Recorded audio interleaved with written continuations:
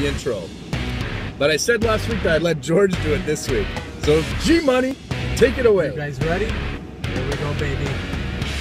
Welcome back to another episode of Wheelin and Dealin, baby. I am your host, Ed the Mountie, and my voice cracks. Hope you love it. I'm accompanied by G-Money. G-Money. Look how happy he is today, guys. Let's do the damn intro. Nobody wants to see him do the intro. Am I right? You know what happens with You know what happens? The intro?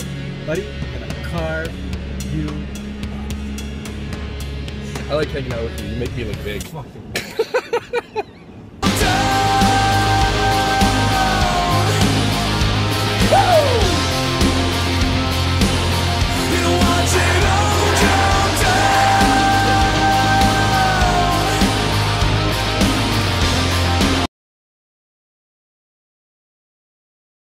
You thought I was going to put you on the list, didn't you? What did you guys think? You thought he was going to put me on the list? I didn't think he was going to go the Razor angle. A little old school, Razor Ramon, baby. Nothing wrong with that. Don't call me Scott Hall. We got some crazy shit that... Speaking of Scott Hall, X-Pac. I was going to call him Xbox. Xbox. Sean Waldman. Yeah. The sixth member of the NWO. Yeah, that's right. He got arrested last Saturday in LAX airport. You know what happened? Did you hear about that? Was he hiding something in his tuchus? Up his tuchus? No? What was he hiding? I don't know. Not this time. He had marijuana. Shocker, right? Because I didn't know that guy smoked weed. Methamphetamines. What the hell are those? I don't know.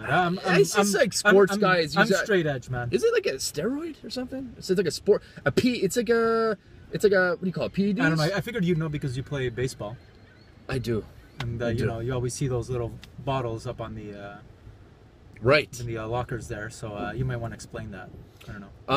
We got Abe Knuckleball Schwartz right here. Does anybody remember that guy?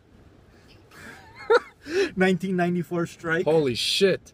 AKA the Brooklyn Brawler. The Brooklyn Brawler, yeah. That's right. So this guy got arrested, and I'm not surprised, right? I always found he was a little bit of a train wreck. You know, from his transition from 1-2-3 Kid to X-Pac, you know what he reminds me of? He reminds me of one of those fucking kids, right? That you go to high school and you're super picked on, you're a nerd, all that kind of stuff. And then, like, you change high schools and you're like, I could be whoever I want to be. So then all of a sudden he goes in with the fucking bandana, he grows some facial hair. I guess his balls dropped. I don't know what the deal is, but I don't know. He always seemed a little bit irrelevant, or maybe he was trying too hard, or maybe that's his actual natural personality is like this badass guy. But like, can you honestly tell me, looking at 1-2-3 Kid, that this guy would be like a colossal quote unquote fuck up? The guy gets in trouble all the time. I guess he said that he didn't actually take anything, right? Apparently, but like, you ever see him talk? He's out of breath all the time. He's always like, oh, whoa, I don't know. Trips, get him on the wellness policy. Get him in, get him some help. Scott Hall. You know, you got to get him some help. You know, WWE does a good job at that. Hopefully, they do, actually. All good. They do. I hope he wasn't flying to China. Too soon? Yeah, too soon. Too soon? Okay. That's terrible. She's gone, bro. No, he started a night in China. Speaking of gone, another thing, an ESPN analyst, what's his name? Dan, you know what I'm talking about? Did he get fired last week on the ESPN cuts? I think everybody else, probably. Maybe. I forget his name. Dan Lafarda, I forget. Anyways, he was saying that Andre the Giant Dan was Furness? Like, no. Love it. I think it was Doug Furness, by the way. And Phil LaFont. Yes, that was it. And I still laugh because I knew what you were talking about. He said that Andre the Giant was a world-class drunk. The fuck is that, right? How can you say that? First of all, good luck getting that guy drunk. The guy was like 500 pounds. So I think there's a documentary that's coming out on Andre's life. Is that what's going on? Produced by ESPN or something like that? So that's where this report's coming out. If I didn't hear about that. But I used to hear that Andre the Giant, like during like a sitting of a meal, can freaking down like 3 liters of... He used to have like a bottle or 2 bottles of wine before he went out for a match, right? But it doesn't mean he's a drunk. Like, that didn't do anything. Like, he just liked his booze, right? Like for him, that's probably like half a drink for the average human being, right? Anyways, I'm looking forward to that documentary. You know, so that's a life you definitely. Jake the Snake was heard about that, and he was pissed. Oh, did he? Yeah, he was like, I've known Andre for 35 years. I've only seen him drunk once. And you're not supposed to make fun of the dead. He was pretty offended by it, which I understand. I thought he was you know what I mean? Because it'd be like you and me, right? And like, you know, something happens to you, and then all of a sudden you're like, oh, George, look at this stupid guy, he chews toothpicks or something like that. Right? I thought I'd defend him. I thought Jake would have gotten upset because like, damn, nobody can outdrink me. He can't defend himself. Nobody can. I got the pythons here. I'm working on. Give him a flex. I'm not giving him nothing. Fine. You gotta hit 200 subscribers to see me flex. Oh yeah, we gotta talk about that. Look at my RKO sunglasses. That's right, $5. What's up? Tell them about that. What are we gonna do? What are we gonna do? I'm gonna pull out. Let's pull out. So 200 subscribers, guys. If we hit that, we got something special for you. Hang on, George is driving for his first time today. So here we go. I got Granny behind me trying to pull out over here. Usually you pull out on the groundy. Oh yeah, baby. That's gross. That's gross, Mountie. What's wrong with you, fuck? So, Mountie knows what he's talking about because, you know, he always gets his man. That's right. And the views, baby. Pulling it home. Go ahead. Tell him. What are we talking about here? You're telling him what are we going to do when we get to 200 subscribers. We have to tell him. What are you going to do? I'm going to fucking... Are we going to do it? Are we going to do it? Are we going to promise You got to 200? 200 subscribers. All right. G Money. Tell him. Who wants to get powerbombed through a table?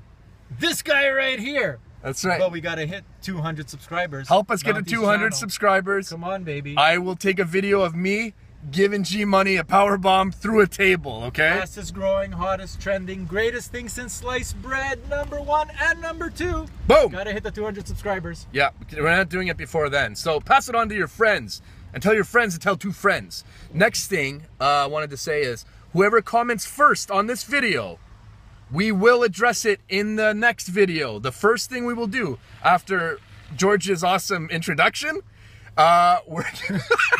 we're going to be talking. We're going to say your name, so we're going to give you the shout out, and we're going to read your question, whatever. It could be wrestling related.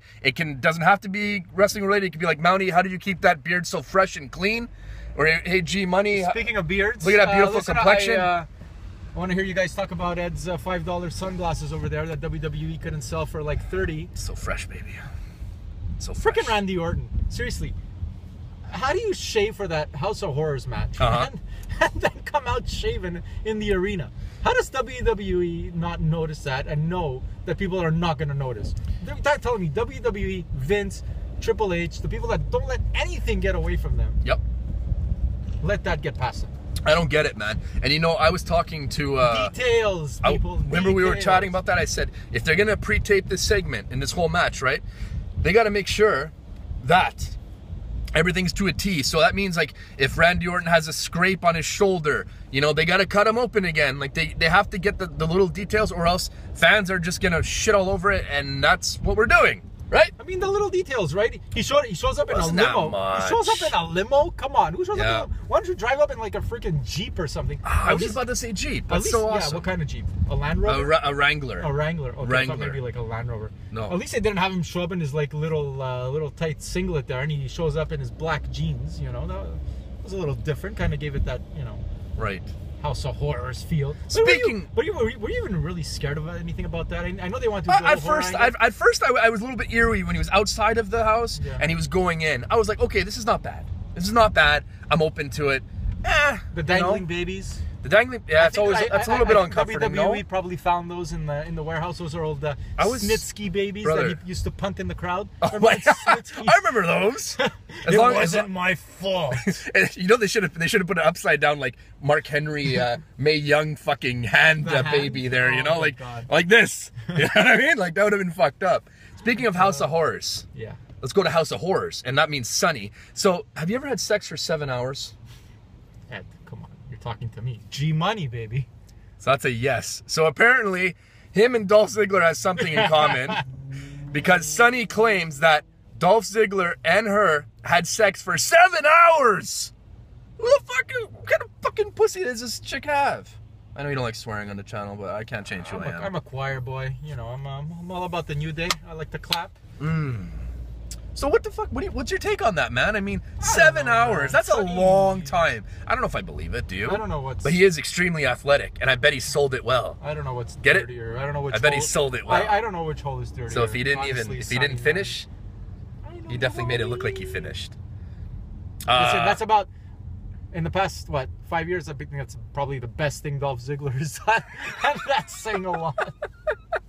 It's true. He's been so quiet. He finally since 2011. He finally got over with somebody. Oh, sorry, Dolph. Oh, sorry, Dolph. you're ruthless, G Money. I like it. I'm sorry. I'm off the Dolph bandwagon. I was never on the Dolph. I was though, I still am. I still am. You were all about the pink, but yeah. You know. If he had sunglasses that were like this but pink, I'd wear them. Then he tries to go on the Motley Crue thing, the whole Lana thing. Snoozers. Well, what do you want? You know, he's trying to make, you know, chicken salad out of chicken shit sometimes. He's trying his best. He's pretty good with the promos, Speaking of making chicken salad out of chicken shit, props to Breezango this week. You know, I think that's fresh, right? Why not? Like, yeah, the comedy act. Isn't SmackDown, like, we could talk about this for like 3 hours, but we're not going to. SmackDown is so much better than Raw. Well, anything happened on Raw? We had a go-home show. We had a night after a pay-per-view. Are we even calling it pay-per-view, main events, whatever the hell they're calling it? Great balls of fire. Good God. I love that, by the way. That was great. If you haven't watched that episode, go ahead and watch it. It's the last one. It's not hard to find, guys. Yeah, seriously. Great balls of fire rant. Honestly speaking, SmackDown can't go wrong. It's in its own league. Like, literally, but... Breezango's getting an opportunity here, you know, the whole the whole thing. It's fresh. Yeah, man. We just want to see some new things. As wrestling fans, you can't be shitting on the idea, even if we're pushing guys that have job for years, because you know what? You complain when nobody gets pushed, and then you complain when people do get pushed. So just fucking see where it goes. And then I'm really open to this gender thing. This gender thing is fresh. Comes back and wins the belt again. So, you know, yeah, I could see a scenario where Jinder, comes in, beats Randy Orton for the belt, right, by hook or by crook, and then by SummerSlam, you know, your real American hero John Cena comes back, beats Jinder, and puts him to the back of the line. The Rusev treatment. We've been through this, right? But at least Jinder will get some sort of spotlight, right? Hey, another thing I heard about, which I'm not happy, is Aleister Black going to 205. What the fuck? Label. That guy is money from entrance to the end of the bell. Yeah, we've seen some normal matches. We've seen some squash matches. I love his entrance. I love his music. I love everything about the guy. It's a big waste to have that guy on 205. Now, I sort of understand the reasoning a little bit. Smells like Finn Balor, but that's what you. But that's what I'm saying. That's what happens when you label. You can't. When you label them a specific weight, coming down the aisle, Finn from Ireland, wherever the hell he's from, weighing at like 205, 204 pounds. I mean, you can't have him. He comes out, he says, I want Brock Lesnar for the title. It's going to happen eventually. It's going to happen great. Wait for it. Maybe a Great Balls of Fire. You never know. Good God. It's either Strowman, Reigns, or him. Right?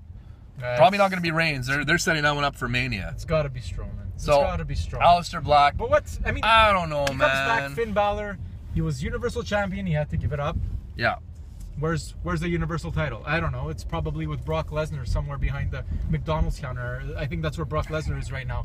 Welcome to McDonald's. Can I take your order? He's freaking sitting on his porch shooting at some, I don't know, he's probably hunting out in Winnipeg or something. Telling you, unsolved mysteries. So. Great music, by the way. That's right. So we got to wrap this up for this week, guys. We wanted to just check in with you. We're not going to give him that much. Exactly.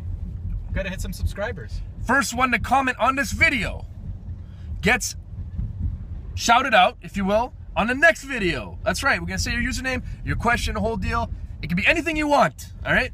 So, I'll let you do the outro at least. Will you? No, you won't. Yeah. Go for it. All right. You ready? You're going to do it. You're going to come here. Go. I don't think so. That's right, guys. So, I knew you were going to do it. I know you knew it this time, but you didn't know it before. Like, share, subscribe if you're new to the channel. I'm the Mountie. This is G Money. Peace out, baby. And we always get our views. Thanks for tuning in. We'll see you next week. Rip 'em.